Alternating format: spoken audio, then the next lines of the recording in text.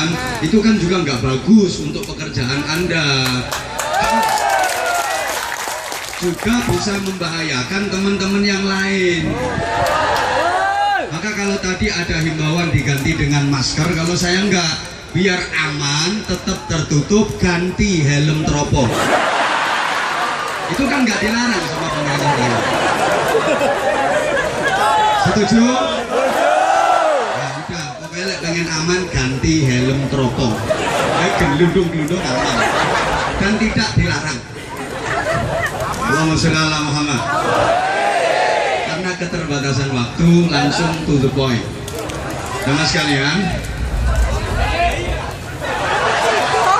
satu ketika ada seorang sahabat menghadap Rasulullah Shallallahu Alaihi Wasallam. Kemudian sahabat ini berkata, ya Rasulullah, saya ini orang bodoh, nggak berilmu. Saya ini sangat sedikit memikirkan akhirat dan terlalu banyak ngurusin dunia. Terlalu sedikit ibadah saya, terlalu banyak maksiat saya, terlalu banyak kezaliman saya, terlalu sedikit perjuangan saya. Ya kurang lebih gambarannya kayak ya semua yang hadir di sini. Yang namanya semua tanpa terkecuali, termasuk yang ngomong jelas. Mohon petunjuk ya Rasulullah, bagaimana agar saya jadi orang baik dan hidup saya senantiasa diridhai Allah. Pertanyaan diamini. Amin itu kalau doa. Ini pertanyaan kok diamin. Rupanya ayu oong.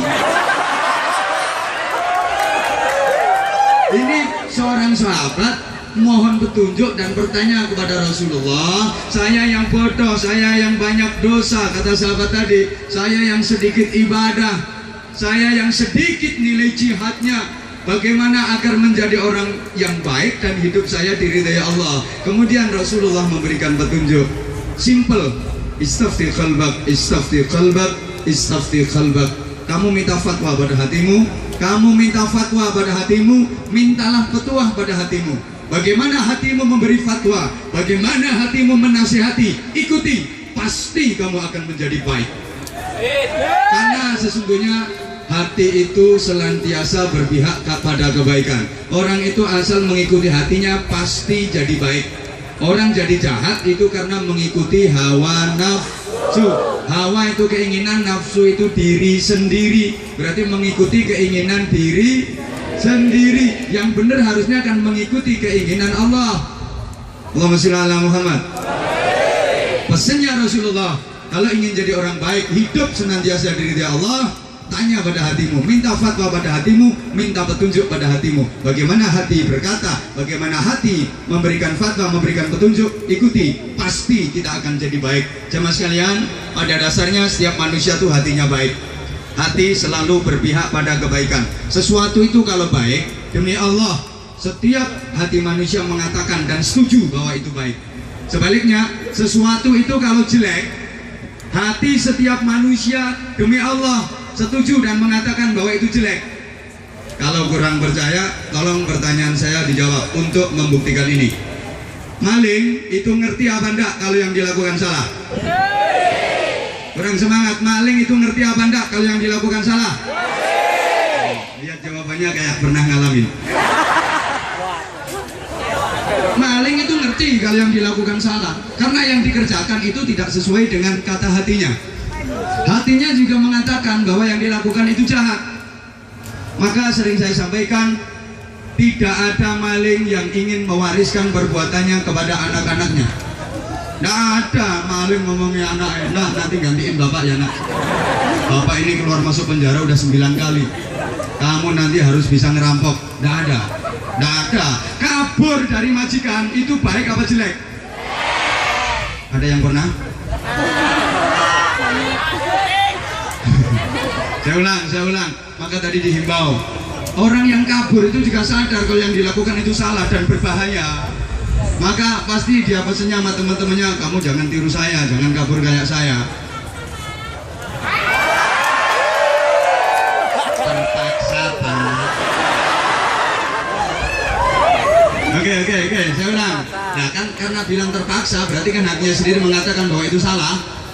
Pelacur, pelanggannya pada sorak. Kalau nggak ngerti, begenggek. Itu dia ngerti apa enggak kalau yang dilakukan salah? Ngerti bingit. Bukan sekedar ngerti bingit. Karena pelacur itu tahu yang dilakukan salah. Maka tidak ada pelacur yang ingin anak perempuannya jadi pelacur. Nggak ada pelacur ngomongin anak perempuannya, "Duk, besok genteni ibunya, Duk. Ibu ini pelacur sukses. Semalam ibu bisa ngandangin burung 25. Kamu nanti jualan krotonya harus lebih laris." Kok kroto? Ya pakan manuk. Nggak ada. Karena dia sadar yang dilakukan itu jelek. Hatinya juga mengatakan bahwa yang dikerjakan itu salah. Oleh karenanya orang melakukan kejahatan itu pasti nggak ingin diketahui orang lain, pasti sembunyi-sembunyi. Sehingga nggak ada koruptor mengadakan konferensi pers. Masa ada koruptor konferensi pers di syuting semua televisi nasional terus siaran? Saudara-saudara sebangsa dan setanah air, ketahuilah kenapa proyek ini sampai sekarang masih mangkrak. Ya karena dana dari pemerintah sebenarnya lebih dari cukup, tapi yang dialokasikan cuma 45%.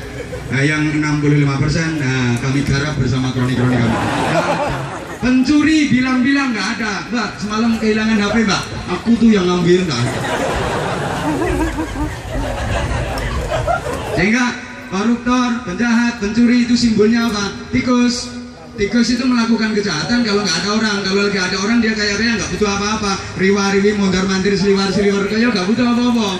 Tapi begitu ada kesempatan nggak ada orang, kabel-kabel diembat. Padahal tuh tikus nggak doyan kabel. Copet itu kan kayak gitu tuh. Riwa-riwi ini kadang-kadang ngono ini. Orangnya juga ikut ketawa kok. Gak apa-apa, kita nyopet amal kebaikan. Amin Allahumma.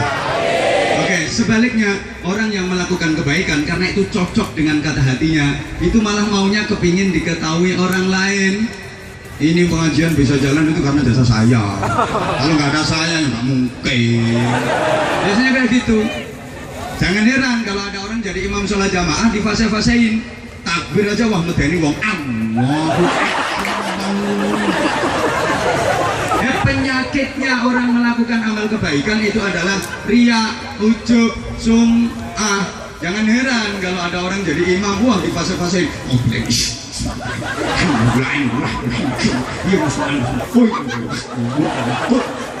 Apa yang dilek ke otak-otak.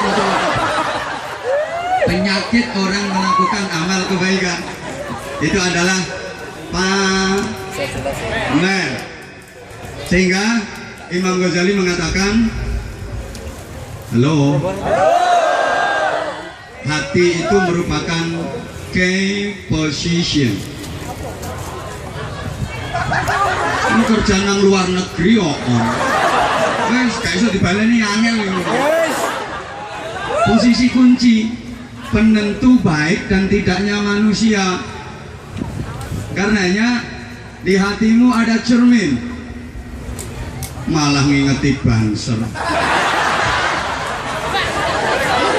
Banser anggar 5 menit ganti.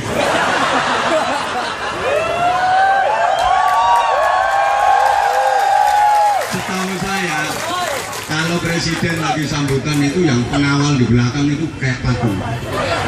Sampai presiden selesai pidato yang nggak ganti-ganti. Saya tak tantang kuat-kuatan ada aku. Halo, di dalam hatimu ada cermin. Ketika cermin di hatimu itu engkau bersihkan dengan apa? Dengan berzikir, beristighfar, bersolawat, dengan baca Al-Quran, dengan ibadah-ibadah, dengan amal-amal soleh. Itu untuk membersihkan cermin di hati. Ketika sudah bersih, maka cermin itu akan jadi bening. Semakin dibersihkan, semakin bening, semakin bening, semakin bening, semakin memantulkan cahaya Allah, cemerlang. Kemana mantulnya cahaya tadi? Ke sekujur tubuh. Ketika mantul di mata, karena pantulan cahaya Allah tadi, maka matamu bahasa Indonesia. Sopo ngomong matamu diri. Terus ngomong anteme. Aku bahasa Indonesia kok. Matamu akan menjadi mata yang baik, mata yang senang melihat keindahan alam ciptaan Allah, diambil ilmu dan hikmahnya, mata yang senang untuk baca Al-Quran, baca buku, mutolaah kitab, mengkaji kitab, mata yang senang melek, dijak ngaji ini kyo melek betah karena pantulan cahaya tadi. Tapi kalau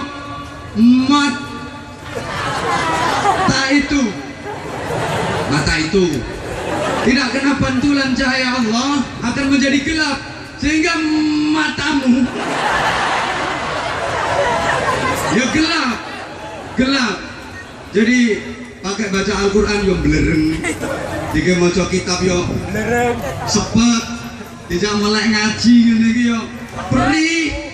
Lihat keindahan alam ciptaan Allah, ngeras. Kenapa lek nginceng wong adus? Cepat. Maaf, ini kan lagi musim. Orang baca Al-Quran yang begitu gede, hurufnya besar-besar, Qurannya lebar, tulisannya gede-gede, tapi tidak cetak. Tidak cetak, tidak ketak itu.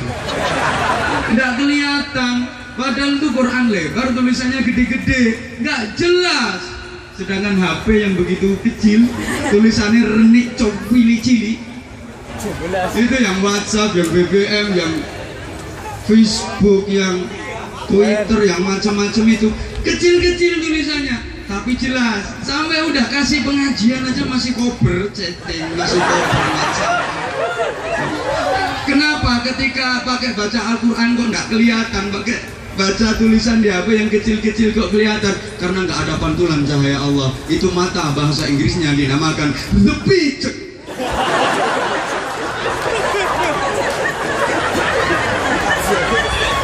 Meskipun melorok tapi orang ketok. Halo. Tuh yang sebelah sono tuh. Baca Al-Quran ini gak ketok. Tapi ini film Blue.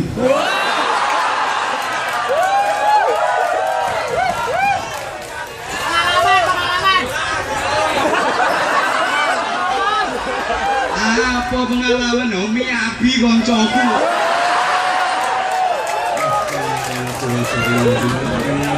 Ini mata-mata yang error itu mata yang error. Ingat, ada dua mata yang tidak akan pernah tersentuh api neraka. Yang pertama adalah mata yang menangis, mencucurkan air mata karena bertaubat, menyesali dosa-dosanya kepada Allah Subhanahu wa Ta'ala. Mata yang sering digunakan untuk mencucurkan air matanya, menangisi seluruh kesalahan dan mentaubati dosa-dosanya. Mata itu tidak akan pernah tersentuh api neraka. Yang kedua, mata yang sering dipakai untuk membaca Al-Quran, melihat keindahan alam ciptaan Allah untuk diambil ilmunya. Mudah-mudahan matamu termasuk mata-mata seperti itu. Amin Allahumma. Oke, saya lanjut. Ketika cahaya dari cermin hati tadi mantulnya di telinga, maka telinga itu akan menjadi telinga yang indah, telinga yang gemar mendengarkan tausiah, mendengarkan petuah, mendengarkan nasihat, mendengarkan kalam-kalam ilahi dikumandangkan, mendengarkan lantunan-lantunan dan gema sholawat Nabi, mendengar kumandang azan panggilan Allah, menembus telinga pendengarannya, turun ke hatinya dan menggetarkan hatinya. Itu telinga yang luar biasa. Tapi mohon maaf, ketika telinga itu nggak kena pantulan cahaya Allah, telinga itu akan menjadi the kopok and the budek, the tuplek. Ada loh itu, pakai dengerin Al-Quran itu malah kering, denger azan itu malah marah-marah, ya curakan. Nah ini kalau lagi di Indonesia tuh sekarang lagi demam sinetron, Saya itu kalau lagi di kampung-kampung saya sampaikan subhanallah, betapa sekarang banyak ibu-ibu yang benci sama azan karena memang sinetron-sinetron yang digemari itu jam tayangnya itu pas bareng dengan masuknya waktu sholat. Ya itu kalau lagi azan asar itu banyak yang benci karena itu waktunya utaran. Ada sinetron judulnya kayak gitu. Subhanallah. Halo. Halo. Bisa dilanjut? Kayak ketika cahaya itu mantul di tangan, tangan ini akan menjadi tangan yang baik, tangan yang gemar menolong, gemar berinfak, gemar bersedekah, tangan yang gemar membantu, pokoknya manfaat. Tapi kalau nggak kena pantulan cahaya Allah, tangan itu ya suka the neritis. Kita bawang gede aku tuh teblek aja. Oh iya sebenarnya itu kok pengalaman. Pokoknya kok tahu tak teblek. Gak enak modelnya. Ketika mantul di kaki, subhanallah, ini udah pada pulang apa dipanggil majikan? Mau dipanggil majikan, berarti ini kesiangan nih ngajinya. Ya?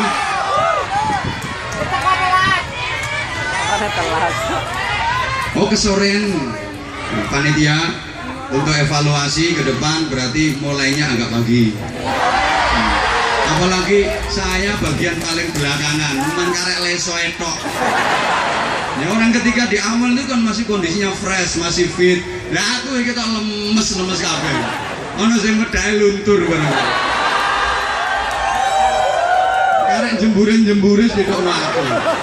Mau si ayu didokno ngono-ngono iki. Matur suwun. Panitia lain kali ya biar agak longgar waktunya. Nah, kemudian yo ketika mantul di kaki, maka kaki itu juga akan menjadi kaki yang baik, gemar melangkah ke tempat-tempat kebaikan. Ketika sekujur tubuh ini kena pantulan cahaya Allah, maka tubuh ini akan menjadi tubuh yang baik.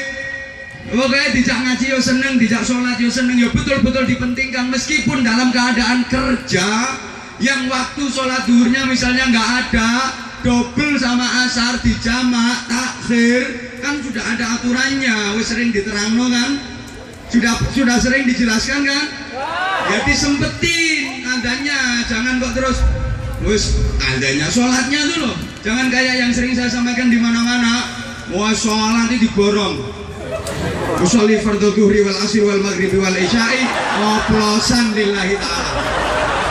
Itu kan bingung no malaikat. Udah kayak gitu sholatnya nggak kualitas. Allahu akbar entul-entul jadi tulik-tulik ndut-ndut. Ya karena buru-buru kerja sih entul-entul jadi tulik-tulik ndut-ndut.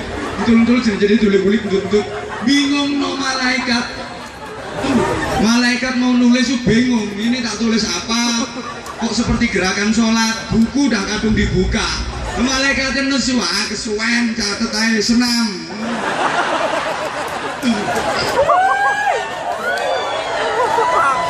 Ringkesnya, hati manusia menentukan baik dan buruknya manusia. Saya kalau ngaji, tolong biar mudah dipahami. Jamaah sekalian, manusia itu ibarat botol. Apa? Botol apa? Yus pokoknya botol, nggak usah tanya. Botol itu bahasa Inggrisnya the gendul. Terserah aku sing ceramah. The gendul. Botol itu sama. Mbora direken. Ini ki ana sing chattingan. Aku lagi dengerin tausiahnya Pak Anwar Zahid. Chattingan tapi ngomongnya lagi dengerin aku. Ngono. Sing lanang-lanang iki ana sing chattingan karo cewek Hongkong iki ketara. Makanya gajinya nggak sampai rumah dikirim ke Hongkong sana. Woi. Woi, dengerin aku dong. Susah dong ngedatangin aku. Oke, dengerin. Botol itu bisa sama, botolnya sama, tapi nilainya berbeda apabila isinya nggak sama. Botol itu apabila isinya air mineral, itu harganya bisa pakai Indonesia saja ya, kita orang Indonesia. Bisa Rp5.000. Kalau isinya air oksigen, harganya bisa Rp10.000. Kalau botol ini isinya comberan, ngomong comberan apa ya comberan yo raimu kuwi kok comberan. Peceren nih lo bro, peceren. Ini yang enggak payu, enggak laku. Kalau botol ini diisi susu, aku ngomong susu kudu ada ke sana. Takut ada yang tersinggung. Itu harganya bisa 20.000. Nah, kalau botol itu diisi madu yang bagus, ya harganya bisa ratusan ribu, bisa 700.000 sampai 1 juta rupiah. Apalagi botol itu diisi minyak wangi bibit yang asli itu, wah itu bisa jutaan harganya. Botolnya sama, tapi harganya bisa berbeda karena isinya yang beda. Manusia juga begitu, sama, bahannya sama. Ente bro, sama Ustadz Darwin Hasibuan, bahannya sama, proses pembuatannya juga sama, melalui Departemen Perpetingkringan dan Perblendingan, sama. Orang usah dicetak no, kulitnya bisa sama, dagingnya sama, tulangnya sama, darahnya sama, keringetnya sama. Manusia itu sama-sama kecut, air seninya, air kencingnya sama-sama pesing, tapi nilainya bisa berbeda. Mohon maaf, saya Anwar Zahid dengan beliau Pak Insinyur Haji Joko Widodo, presiden kita yang sekarang, Presiden Republik Indonesia, sama manusianya, makan sama nasinya, minum sama airnya, tapi beda. Kalau Pak Presiden kemana-mana yang ngawal pas pampres, kalau saya yang ngawal banser guru-guru.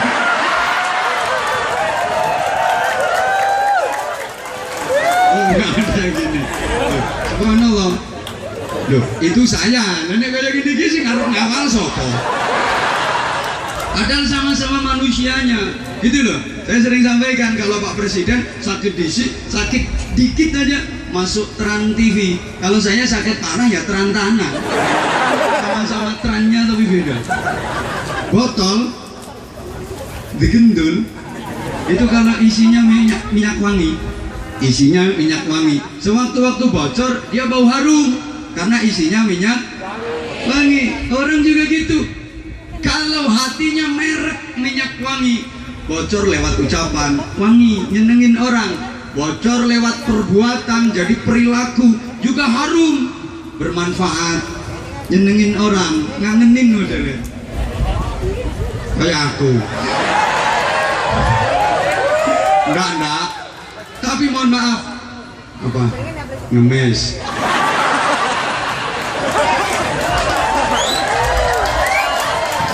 Kalau kayak tugas ini bagian gawe enak tok. Pak Kiai mohon jam 15:10 mic-nya dimplok. Penggalangan dana. Taruhan. Nah aku sing ngemes kok. Wani piro. Ya sebentar di materinya di kasno di tekan tinggi. Nah, orang kalau dalamnya bagus, maka bocor lewat ucapan, nanti bocor jadi perbuatan, ya bagus. Tapi sekali lagi mohon maaf, botol kalau dalamnya bangkai, sewaktu-waktu bocor ya bau bangkai. Orang itu kalau batinnya merek bangkai, ya keluar lewat ucapan, jadi perilaku perbuatan ya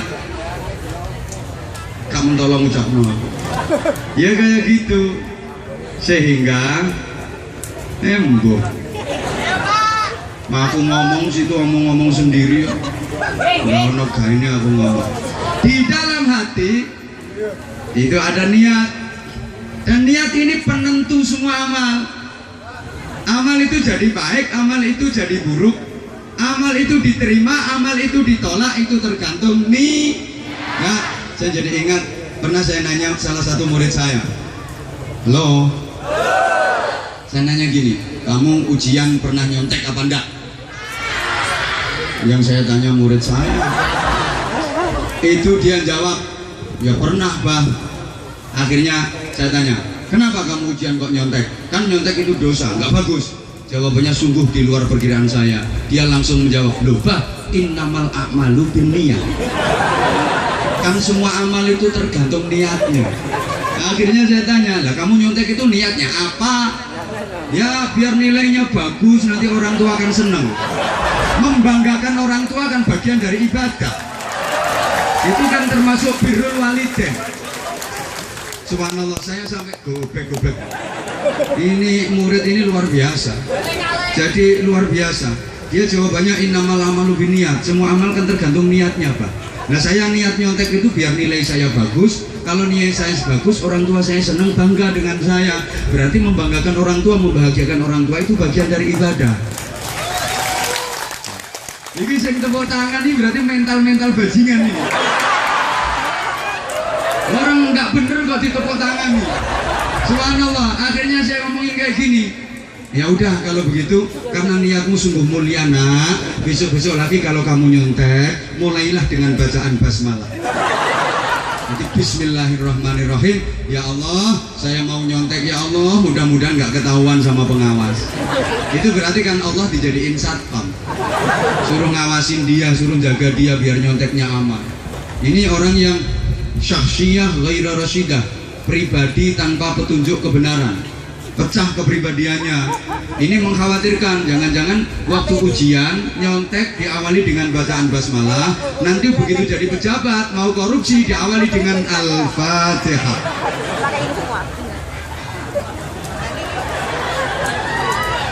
Orang senang, orang susah, itu tergantung bagaimana dia mengelola hatinya. Mohon maaf karena ini ada permintaan dari panitia penggalangan dana. Kan jamnya sudah 15 lebih 10 menit. Biar saya nggak salah sama panitia, karena yang membelikan tiket saya adalah panitia, meskipun tiketnya ekonomi.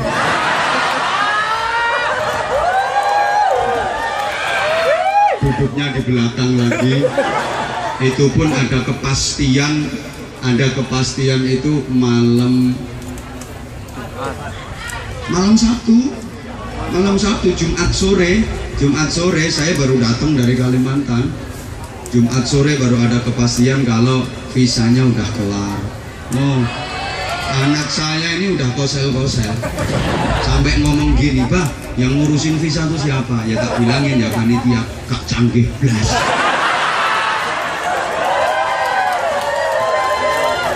Terus tak rayu, ya udah nanti kalau nggak jadi berangkat ya kita ke Taiwan sama-sama, karena ini di bulan Rajab yang mulia, sambil berinfak bersedekah, kita sama-sama baca doa yang diajarkan Rasulullah SAW setiap menapaki bulan Rajab, bulan Sya'ban dan bulan Ramadan, agar semuanya dapat keberkahan. Kan doanya semuanya sudah hafal kan? Bismillahirrahmanirrahim sama. Allahumma barik lana. Kau mesti guyu ya. Bayanganmu lak fima rozakana. Menyelenganmu berdokan doa. Allahumma barik lana fi Rajaba wa Sya'bana wa ballighna Ramadana. Saya ulang, Allahumma barik lana fi Rajaba wa Sya'bana wa ballighna Ramadana. Sebelum sama-sama kita baca, kalau diartikan Allahumma ya Allah barik, berikanlah keberkahan, selalu bertambahnya kebaikan lana kepada kami semua ya Allah, fi Rajaba, di dalam bulan Rajab yang mulia ini, wa Sya'bana, dan pula di dalam bulan Sya'ban, wa balligh, dan sampaikanlah nah kami semuanya ya Allah Ramadana, ke bulan suci Ramadan. Ya, sama-sama kita baca Allahumma barik lana ya Allahumma barik lana fi Rajab wa Sya'ban wa ballighna Ramadana wa Sya'ban wa ballighna Ramadana. Salawat salli wa sallim daiman ala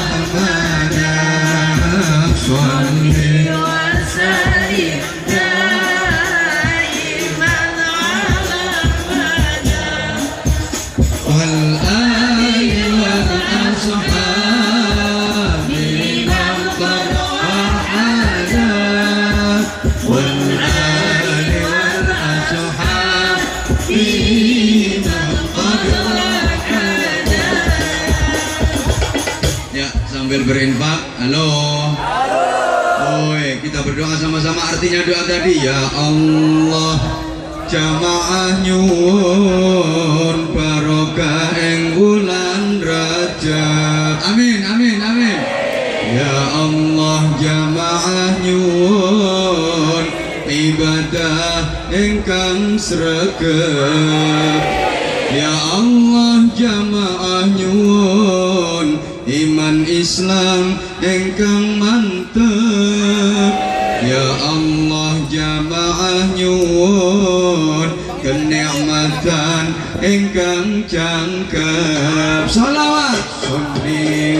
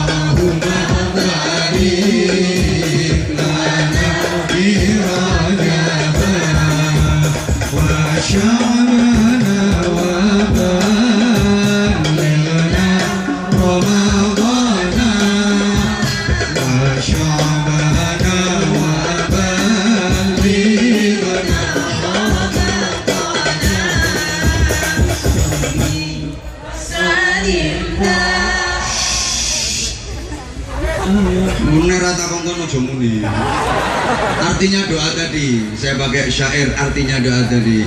Ya Allah, mugi menengok